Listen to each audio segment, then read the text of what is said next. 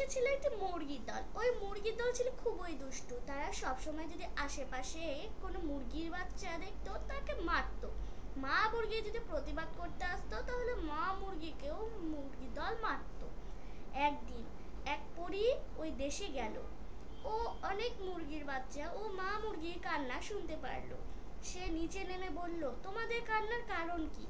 সবাই একই কথা বলল যে ওই মুরগির দলের কারণে আমরা কাঁদছি, ওরা আমাদের অনেক বিরক্ত করে। তো ওই পরী বলল, আমরা চিন্তা করো না, ওই মুরগির দলকে আমি দেখছি। আপনারা দেখছেন মিম্বো অ্যানিমেশন, লাইক এবং সাবস্ক্রাইব করে আমাদের পাশে থাকবেন। তারপর পরী এক শিকারি বেশ ধরলো। তারপর শিকারি ওই মুরগির দলকে খুঁজতে লাগলো। অবশেষে শিকারি ওই মুরগির দলকে অনেক রাতে খুঁজে পেল। তারপর শিকারি ওই মুরগির দলকে একটা খাঁচায় বন্ধ করলো। মুরগিরা অনেক জোরে জোরে চেঁচামেচি করতে লাগলো, আমাদের বাঁচাও, আমাদের বাঁচাও। সবাই জেগে পড়েছিল। ওরা তাকিয়ে দেখে এই কাজ হচ্ছে।